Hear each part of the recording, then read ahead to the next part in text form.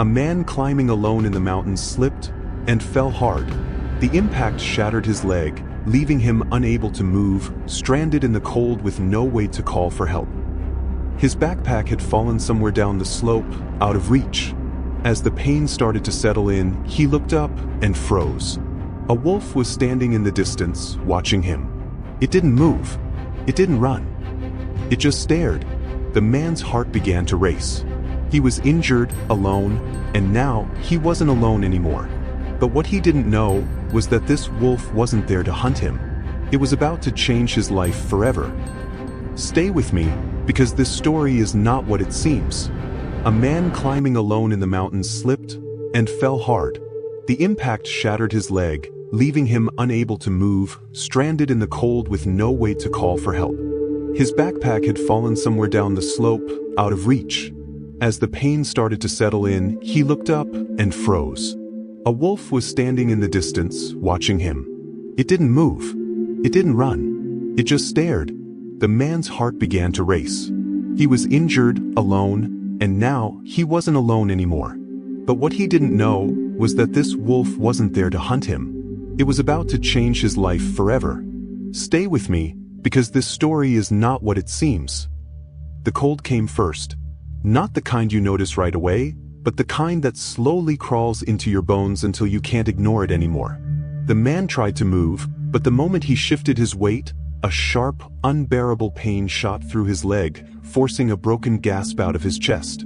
He clenched his teeth, breathing heavily, trying to stay conscious, trying to understand what had just happened. His hands trembled as he reached down, touching his leg carefully, and instantly pulled back. He didn't need to be a doctor to know it was broken. Badly. He looked around, panic slowly replacing shock.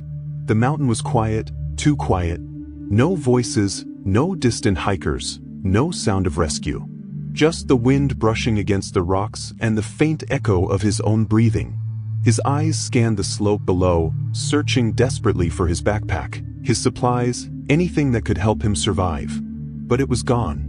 Lost somewhere in the fall, hidden between rocks and snow. He was alone, injured, and completely unprepared. Then he remembered. The wolf. His head snapped back up, searching the same spot where he had seen it before. And there it was. Still there. Still watching. The distance between them hadn't changed much, but somehow it felt closer now. More real. The man's chest tightened as fear slowly crept in. Wolves didn't just appear like that. And they definitely didn't just stand still, staring at injured prey. His mind started racing, every instinct screaming the same thing, danger. He grabbed a nearby rock with shaking hands, his grip weak but desperate. If it came closer, he would fight. He had no choice. His breathing became uneven, his eyes locked on the animal, waiting for any sudden movement. But the wolf didn't move. Not forward. Not back. It simply stood there, its gaze fixed on him, calm, almost too calm. Minutes passed. Or maybe longer. Time felt strange now, stretched and heavy. The pain in his leg pulsed with every heartbeat, and the cold was getting worse. His fingers were starting to go numb, his strength slowly fading. He tried to shout, his voice cracking against the empty mountain, hoping someone, anyone, might hear him. But the sound disappeared into the silence, swallowed by the vastness around him. When he looked back at the wolf, something felt off. It wasn't circling him. It wasn't approaching cautiously like a predator would. It wasn't showing its teeth or lowering its body in preparation to attack. It was just there, watching, waiting.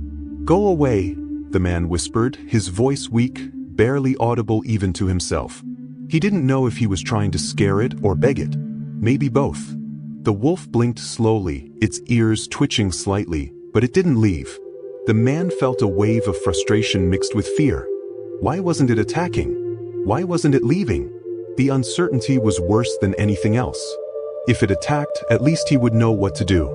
But this waiting, this silence, it was breaking him. The sky above began to shift, the light slowly fading as the sun moved lower behind the mountains. Shadows stretched across the rocks, and the temperature dropped even more. Night was coming, and with it, the reality of his situation became impossible to ignore. He wasn't just injured. He might not survive the night. His breathing slowed as exhaustion began to take over, his body struggling to keep up with the pain, the cold, and the fear. His grip on the rock loosened, his arm falling back to his side. He didn't have the strength to keep holding it. And still, the wolf didn't move. At some point, the man closed his eyes, just for a second, trying to gather what little energy he had left. But when he opened them again, the wolf was gone. His heart skipped. Panic surged instantly as he forced himself to look around, searching frantically despite the pain. It couldn't just disappear. Not like that. His breathing quickened again, fear rising even higher than before. Where did it go? Was it closer now? Was it behind him? The silence felt heavier than ever. Then a sound. So subtle, almost lost in the wind. The step. The man's entire body tensed as he slowly turned his head, his eyes scanning the edge of the rocks behind him. And that's when he realized the wolf hadn't left. It had moved closer. And now, it was no longer just watching from a distance. It was inside his world. And for the first time, the man felt something even worse than fear. He felt completely defenseless. The man didn't dare to move. Every instinct in his body screamed at him to stay still, to not provoke whatever was now somewhere behind him. His breathing became shallow, controlled, as if even the sound of it could trigger something. The pain in his leg was still there, sharp and relentless, but now it felt distant compared to the tension building in his chest. Another step. Closer this time. He could hear it clearly now, the soft crunch of gravel beneath careful paws. Slow. Measured. Not the chaotic rush of a predator attacking, but something else. Something deliberate. His fingers dug into the cold ground, searching blindly for another rock, anything he could use to defend himself. His hand closed around a small stone, barely enough to matter, but it was all he had. "Don't," he whispered under his breath, his voice trembling. He wasn't sure who he was talking to anymore. The wolf, or himself. Then finally he turned. Slowly, carefully, forcing himself to face whatever was there. The wolf stood just a few meters away now. Closer than before. Close enough for him to see the details he hadn't noticed earlier. Its fur moved gently with the wind, thick and rough, marked with shades of gray and white that blended almost perfectly with the mountain around them. Its eyes were not what he expected. They weren't wild. They weren't aggressive. They were calm. Too calm. The man's grip tightened around the rock as he raised it slightly, his arm shaking from both pain and exhaustion. If it lunged, he would swing. He knew it wouldn't be enough, but it was all he had left. But the wolf didn't lunge. It didn't growl. It didn't even step forward. Instead, it stopped, and just stood there, looking at him.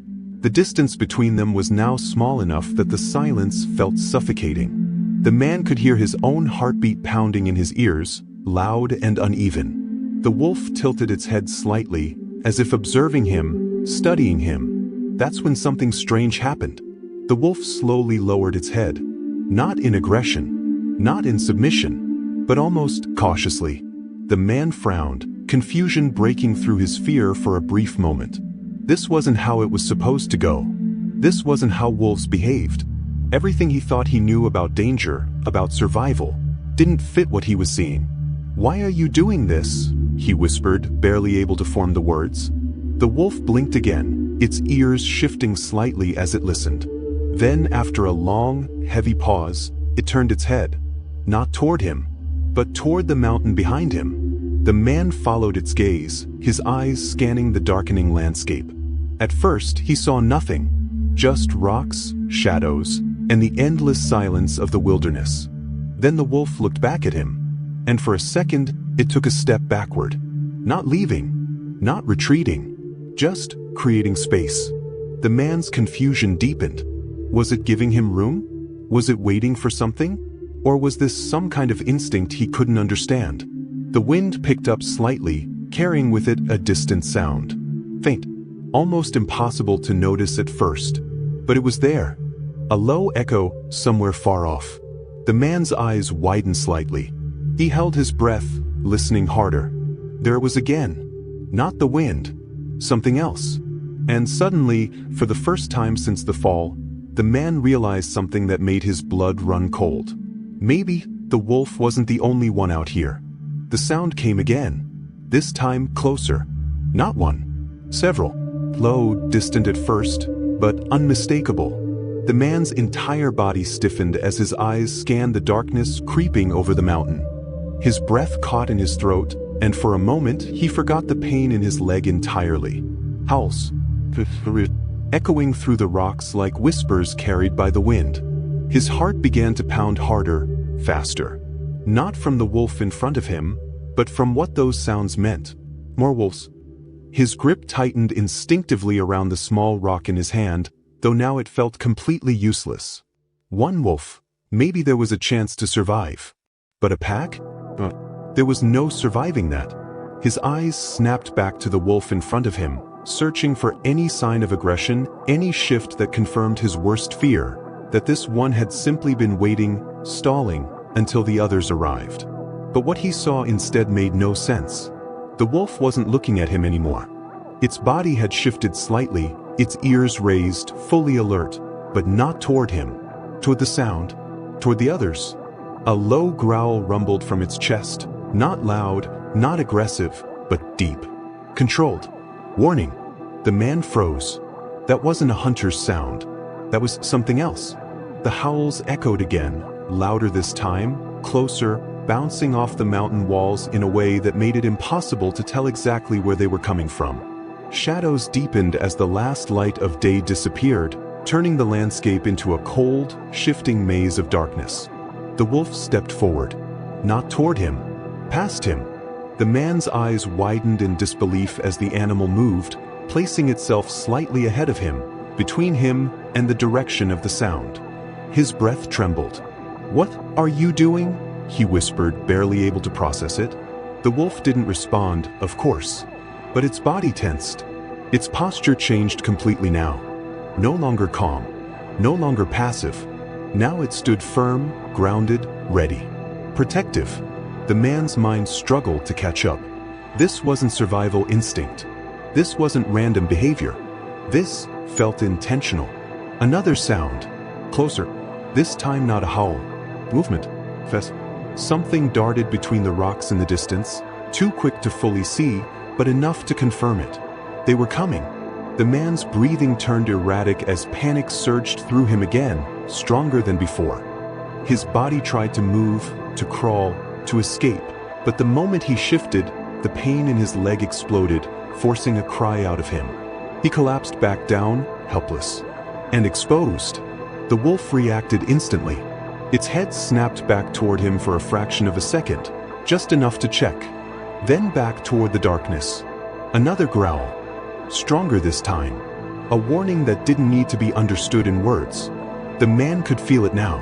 Something was out there. Watching. Closing in. The air itself felt heavier, charged with tension. Every second stretched longer than the last, each sound amplified by fear and uncertainty. Then, silence. A sudden, unnatural silence. The kind that makes your instincts scream louder than any noise ever could. The wolf lowered its body slightly. Not in fear. In readiness. Its muscles tightened beneath its fur, its eyes locked into the darkness ahead. And then, they appeared. Two glowing eyes. Then another. And another. Shapes emerging slowly from the shadows. A pack. Surrounding. The man's chest tightened as realization hit him like a wave. This wasn't a coincidence. This was a hunt. But not the one he expected. Because as the first wolf from the pack stepped into the faint light, the one beside him didn't move back. It stepped forward.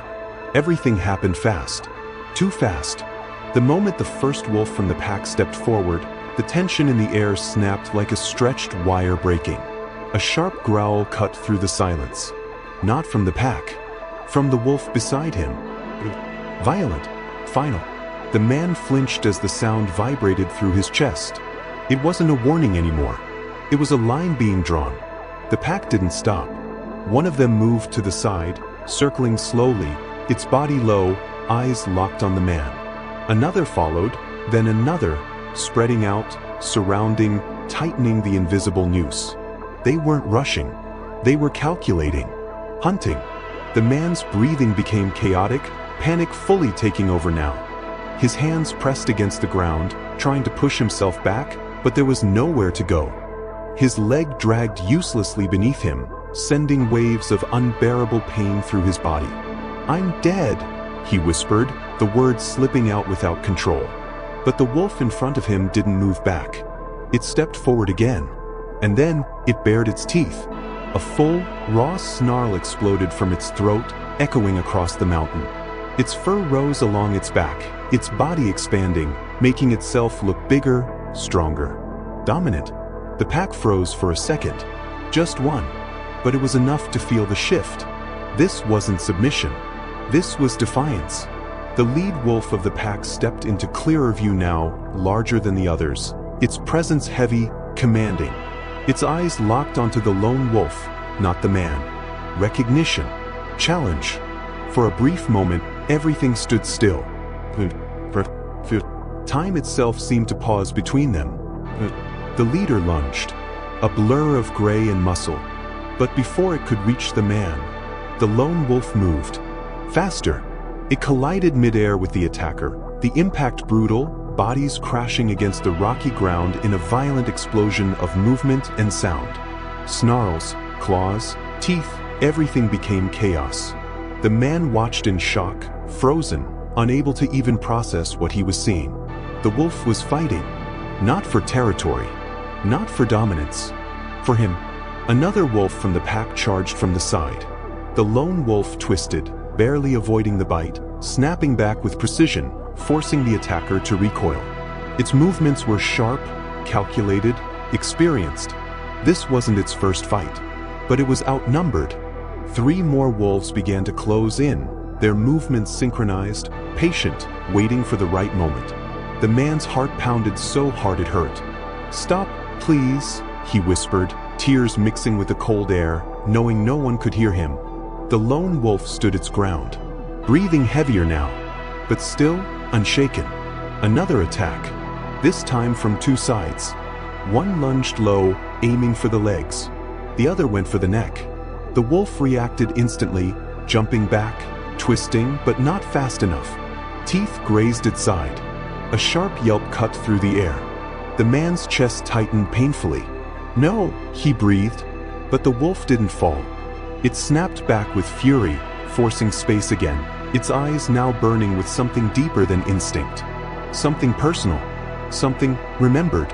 The pack hesitated again, not out of fear, but confusion. This fight wasn't normal. This wasn't how it was supposed to go, because prey doesn't get protected. And yet, here was. The lone wolf took another step forward, placing itself fully between the man and the pack. Bleeding, breathing hard, but unbreakable, daring them. The mountain held its breath, and for the first time, the man realized something that changed everything. This wolf was willing to die for him. The fight didn't stop, but something inside the man shifted. As he watched the wolf stand there, bleeding, exhausted, still refusing to move, something deep in his memory stirred. A feeling, not fear, not confusion, something familiar. His breathing slowed slightly, his eyes locking onto the wolf, not as a threat now, but as something he couldn't yet explain. The way it moved, the way it positioned itself, even the way it looked back at him, just for a second between attacks. It wasn't random. It wasn't instinct. It was recognition. Another clash snapped him back to reality. The wolf was forced backward slightly this time, its body hitting the ground before it quickly recovered, snapping its jaws and pushing forward again with everything it had left. It was getting weaker. Anyone could see it. The pack was adjusting now, more coordinated, more precise. They were learning its rhythm, waiting for the exact moment it would fail. The man felt something tighten in his chest, not fear this time. Something heavier, something closer to guilt. "No," he whispered, shaking his head slightly. His mind raced, searching, digging through memories he hadn't touched in years. And then, it hit him, the flash. Not of the mountain, but of another place. Another time, a forest. Warmer, greener. He was younger, moving carefully through trees, carrying something in his arms. barely alive. A wolf cub. His breath caught. "No way," he muttered, his voice breaking. The memory became clearer. He remembered the sound first, a faint whimper he almost ignored. He had been hiking alone, just like now, when he heard it coming from beneath a fallen tree. He almost kept walking. Almost. But something made him stop. He had moved the branches, slowly, cautiously, and there it was. Tiny. Injured. Terrified. Its leg trapped, its body trembling. Alone. Just like him now. "I shouldn't have," he whispered, eyes wide as the realization began to form. But he had. He remembered kneeling down, speaking softly, trying not to scare it. The cub had tried to bite him at first, weakly, defensively, but it didn't have the strength. He had freed it. Carefully. Gently. And for a moment, it had looked at him. Not with trust. Not yet. But with something else. Awareness. "I left you," the man said now, his voice filled with disbelief. He had stayed with it for a while, making sure it could stand, that it could move. And when it finally did, limping slightly, it had taken a few steps away, then stopped. Turned. Looked at him one last time. And disappeared into the forest. He never saw it again. Until now. The man's eyes snapped back to the present. To the wolf. The same eyes. Older now. Stronger. But the same. This can't be," he whispered, tears forming despite the cold. As if hearing something beyond sound, the wolf glanced back at him again in the middle of the chaos. Just for a second. But this time, the man knew. It wasn't just instinct. It wasn't coincidence. It remembered him. And suddenly, everything made sense. This wasn't a random act of survival. This wasn't nature being unpredictable. This was something far deeper. Something that shouldn't exist, but did. The wolf turned back to the pack, stepping forward once more despite its injuries, its body trembling, but its will unbroken. And in that moment, the man understood the truth that hit harder than anything else. Years ago, he had saved a life. And now, that life had come back for him. The realization hit him like a wave. And with it, came something stronger than fear. "Stop," the man whispered, his voice breaking, barely able to breathe through the weight in his chest. "You don't have to do this." But the wolf didn't turn. It didn't hesitate. It stood there, bleeding, shaking, exhausted, still facing the pack like an unbreakable wall. Another attack came. Faster this time. More aggressive. The pack had decided. This would end now. Two wolves lunged at once. One from the front, one from the side. The lone wolf reacted, but its movements were slower now, its strength fading with every second. It dodged one, but not the other. Teeth sank into its shoulder. A sharp, painful cry tore through the air. The man's heart shattered. "No!" he shouted, his voice echoing across the mountain. Something inside him snapped. Adrenaline surged through his body, overpowering the pain, the fear, everything.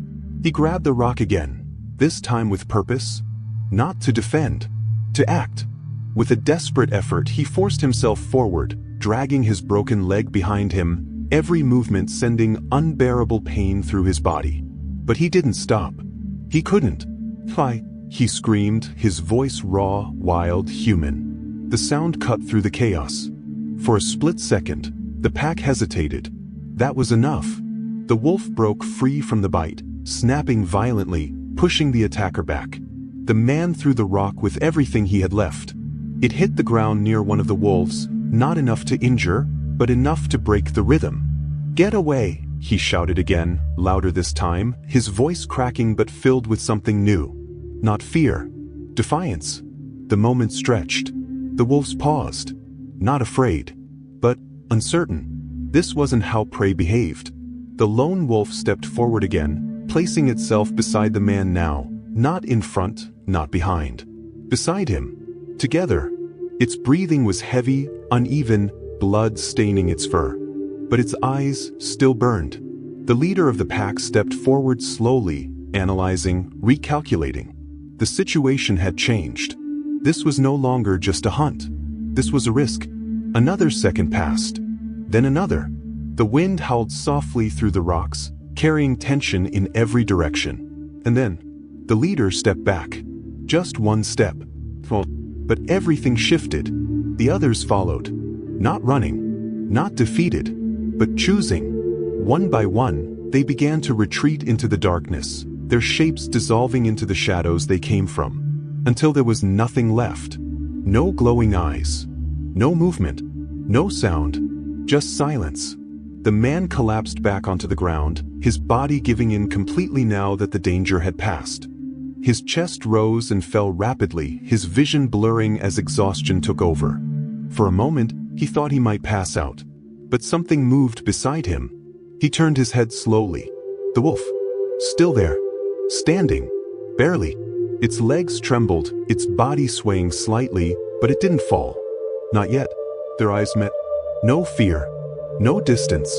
Just understanding. Why? The man whispered, tears finally falling freely now. Why would you come back for me? The wolf didn't answer.